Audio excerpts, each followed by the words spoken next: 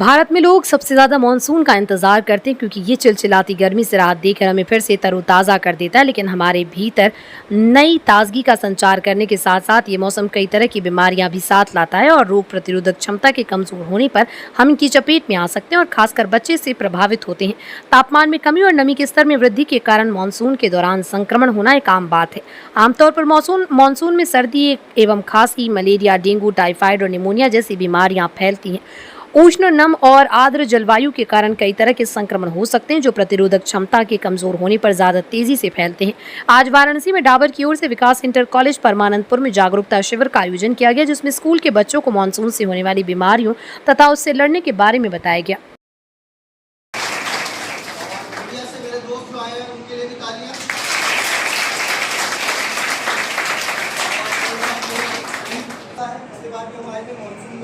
Monsoon में आके आपने एक सेशन किया था, कितने बच्चों को याद है? याद है आपको? Very good. क्या बोला था हमने? आज इधर आओ, इधर आ जाओ, आ जाओ, कोई बात नहीं, गलत हो कोई ऐसा थोड़ा कोई इशू नहीं।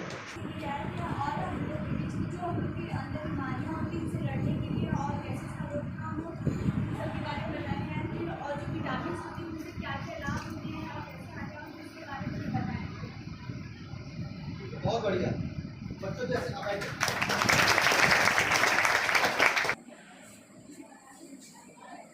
हमारे साथ हमारे वातावरण में क्या क्या होता है, बैक्टीरिया, वायरस, ये सब रहते हैं हमारे साथ, पता है आप लोगों को, है ना? आप कौन सी क्लास के बच्चे हो? 6 से 12 बच्चे हो मेरे ख्याल से। 6 से खासकर ये लोग, इनकी इम्यूनिटी दो दुगना बढ़ जाती है ना? मतलब ये और ज़्यादा ताकतवर होते हैं। क्यों? क्या कारण होता है? उसको कारण होता होगा नमी।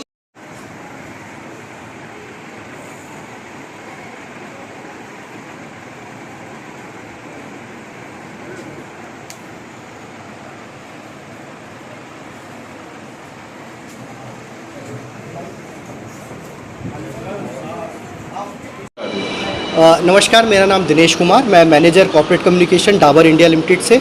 आज हमने बनारस के स्कूल में आज एक कैंपेन हमने लॉन्च किया है। Doctor A.K. सिंह जी द्वारा बच्चों को एक जागरूक अभियान के तहत एक सेशन लिया गया है इम्यूनिटी के ऊपर। आप देख रहे हैं मौसम बदल रहा है, मौसम मानसून का आ गया है।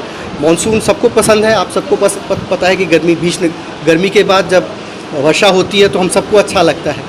इसके साथ कुछ ऐसी चीज़ें भी आती है जो हमें अच्छा नहीं होता है, हमारे लिए अच्छा नहीं होता, जैसे कि कीटाणु, वायरस, ये सब। तो बच्चों को हमें जागरूक करना है, क्योंकि इस टाइम क्या होता है, बच्चों का परीक्षा होता है और ये जो टाइम होता है बच्चों की जो इम्यूनिटी होती है, जो रोग प्रतिरोधक शक्ति है, वो थोड़ी कम होती है। तो उन बच्चों को आज हमने यही बताया कि इस टाइम में, खासकर ये जो मानसून का टाइम है, जब ऋतु परिवर्तन हुआ है, उस टाइम में बच्चों को कैसे अपने आप को स्वस्थ रखना है। तो ये हमने बताया क्या चीज़ खानी चाहिए, क्या नहीं खानी चाहिए। स्वच्छता एक बहुत इंपॉर्टेंट चीज़ है इस टाइम पे, साफ़ सफाई, क्योंकि बारिश होती है, मच्छर पनपते हैं, मच्छरों से कितनी बीमारियां होती हैं। ये सब बच्चों को हमने आज जागरूक किया है और मैं आशा करता हूँ ये आवाज़ आपके माध्यम से और बनारस के सभी बच्चों तक पहुँचेगी, बड़े बुजुर्गों तक पहुँचेगी और हम इस अभियान में सफल होंगे। एक सवाल ये है कि गुड़ और चीनी का डाबर, ये बड़ा कंफ्यूजन है। गुड़ का सर देखिए मैं बताता हूँ, चीनी भी है और गुड़ का भी आता है, अलग अलग है। चीनी देखिए इसमें इतनी मात्रा नहीं है जिस हिसाब से बोला जाता है कि इसमें पता नहीं इतनी बड़ी चीनी है। लोग आइसक्रीम खाते हैं तो चीनी नहीं होती। तो च्यवनप्राश में चीनी ऐसी चीज़ नहीं है कि मतलब कुछ खा के मतलब बहुत ज़्यादा हो जाए। हाँ, अगर आपको चीनी से थोड़ी दिक्कत है तो हमारा एक शुगर फ्री भी आता है च्यवनप्राश के नाम से, और गुड़ का भी आता है च्यवनप्राश गुड़। तो हमारे पास डिफरेंट ऑप्शंस अवेलेबल है मार्केट में। तो बच्चे हैं, बच्चों को मेरे ख्याल से इतनी चीनी, मतलब इतनी भी चीनी नहीं है इसमें कि मतलब इनको ज़्यादा वो प्रॉब्लम हो जाए। बड़ों के लिए च्यवनप्राश है सर, बिना चीनी के। ये किसी भी सीजन में खाया जा सकता है? बिल्कुल, ये 12 महीने खाया जा सकता है सर। ये हमारी ऋषि मुनियों की दी गई एक प्रसाद है और प्रसाद के तौर में हमें खाना चाहिए। खाने का सही समय क्या है इसका? सर सुबह भी खा सकते हैं, रात को भी खा सकते हैं। हम यही बोलते हैं कि दिन में 1 चम्मच जरूर खाएं और उसके साथ दूध पिए या फिर क्या कहते हैं, हल्का गुनगुना पानी लीजिए। आप कभी भी ले सकते हैं। मैं डॉक्टर A.K. सिंह, मैनेजर विकास इंटर कॉलेज। सिंह साहब, किस तरह का प्रोग्राम था डाबर का? आज डाबर कंपनी की तरफ से मैनेजर दिनेश कुमार जी ने बहुत अच्छा प्रोग्राम किया, बच्चों को मोटिवेट किया, स्वास्थ्य के बारे में बताया, बहुत अच्छा लगा। और बच्चे बहुत खुश थे डाबर कंपनी का ये च्यवनप्राश ले करके। और हमने भी बच्चों को मोटिवेट किया कि फालतू चीज़ें खाने से बचें और च्यवनप्राश का उपयोग हमेशा करें, शाम को 1 चम्मच दूध के साथ, और बच्चे उसका अनुसरण भी करेंगे। इस तरह का जो प्रोग्राम होता है उससे कितना फ़ायदा होता है बच्चों को? बच्चों के अंदर बहुत फ़ायदा होता है।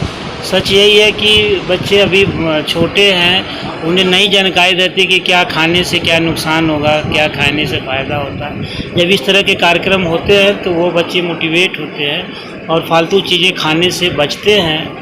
और फिर उनका जब फालतू चीज़ें खाने से बचते हैं तो उनका स्वास्थ्य सही रहता है और वो बीमारियों से दूर रहते हैं।